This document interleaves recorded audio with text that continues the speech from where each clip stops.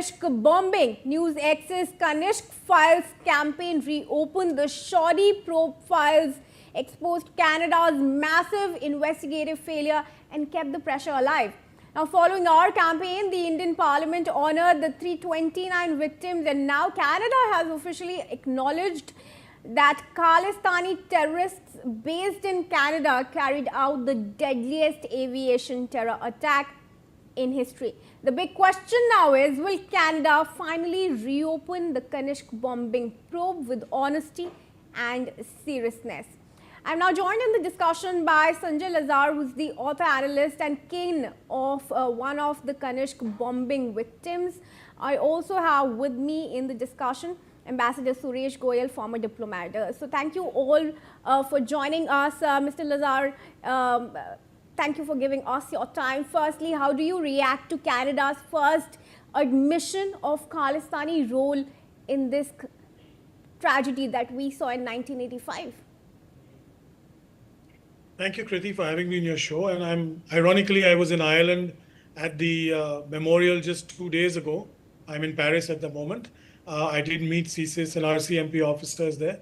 It is a big relief for us who have all along held that it was the Khalistani terrorists. All the evidence pointed in that direction. As you know, I lost my entire family in that bombing, and I've been a strong advocate and a petitioner before the Canadian courts over the last 40 years, also before the John Major Commission. And we've always held that, all the evidence pointed to the involvement of the Khalistani Babbar Khalsa and the three people who had come up for trial.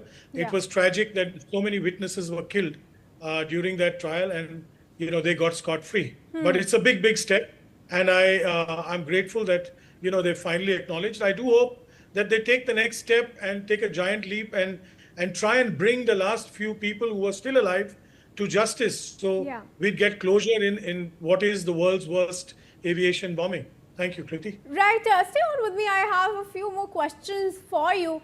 41 years have now passed since the bombing. Do you feel that your family member has been given any justice, not just yours, but all the other victims that you speak for today?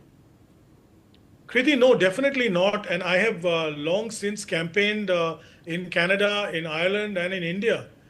In India, first of all, for a memorial to commemorate the world's worst aviation terrorist act.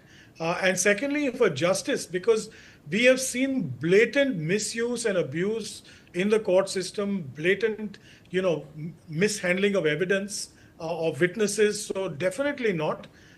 You do realize not a single person has actually been convicted for the murders. Rayat was convicted for making the bomb after Tokyo Narita bombing. So effectively, we really not got justice.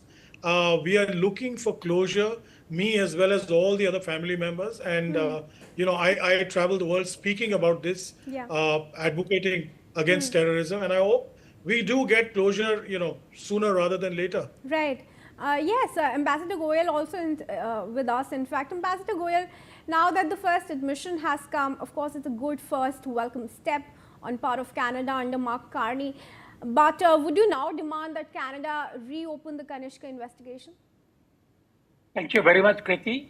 I must first admire and appreciate the courage shown by the families of those who died in that very unfortunate and terrible act of terrorism. Particularly Mr. Sanjay Lazar, who has come here on the show and who is expressing an opinion. And I think more than anything, I admire his optimism that the justice will take place and that this is the first step in direction of the justice. Kriti, I would like to be as courageously optimistic as Mr. Lazar is. But given the record of the Canadian government, 41 years, to basically just to admit that, yes, this was an act of terrorism. It's a long time, very long time, 41 years. And particularly when one person has been convicted of making the bomb, which was planted actually on the flight. What took them so long? Therefore, my sense is that, yes, it's one step at a time, one step has been taken. even if it is after 41 years. The good thing is that I have hope in the present Canadian government who are more understanding of the cause of India and the government of India, and who understand now the that terrible tragedy that terrorism can bring upon people very often. So I'm hopeful that after this, maybe other steps will not take such a long time. But they are going to be difficult steps.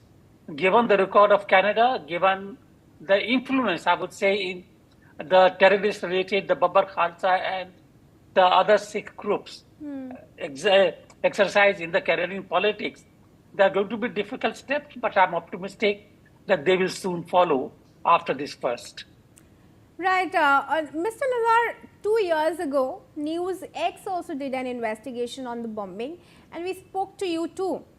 Since then, Indian Parliament has honored the victims, our minister visited the memorial, and now Canada has accepted the role of Khalistanis in the bombing. Are you now finally a little bit hopeful that justice is near?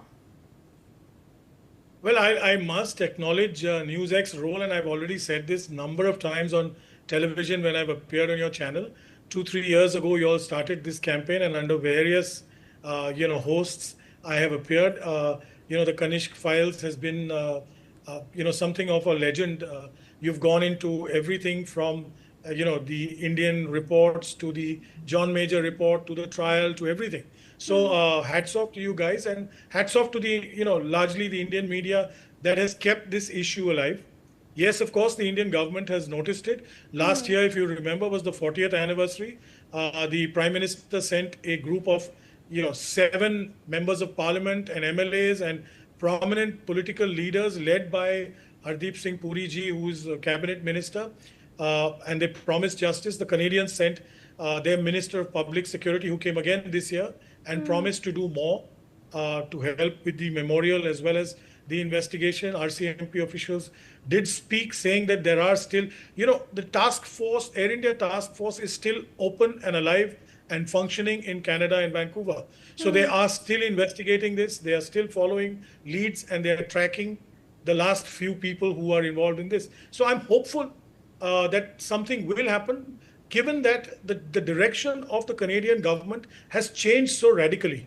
Yeah. We saw what happened in Trudeau's government, and now we see how Prime Minister Mark Carney has changed direction. Yeah. We also see that the friendship between India and Canada has now reached, in fact, an all-time high of the last 45 years. Yeah.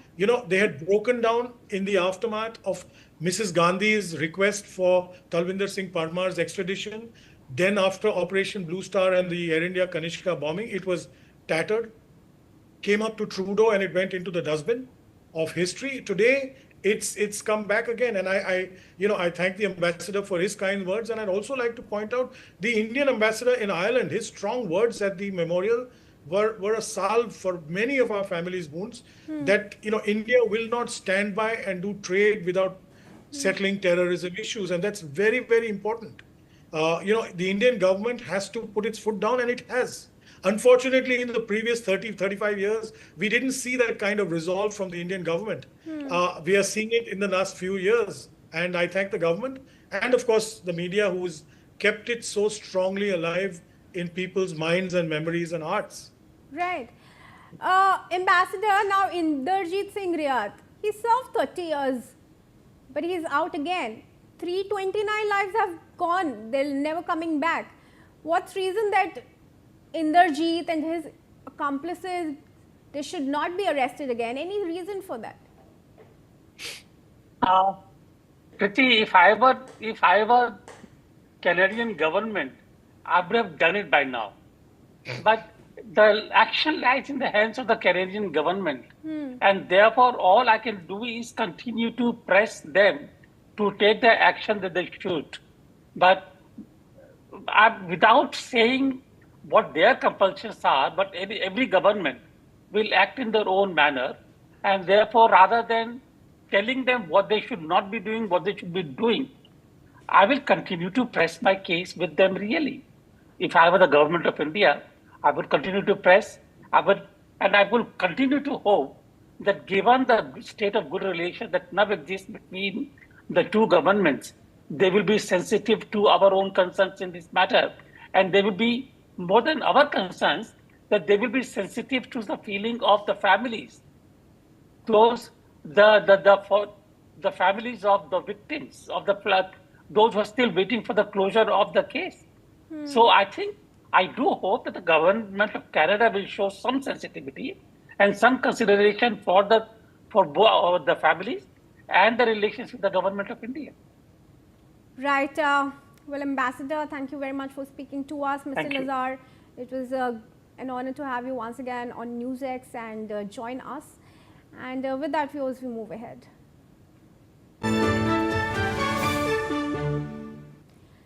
Now, viewers, news coming in from Venezuela. Terrifying visuals have emerged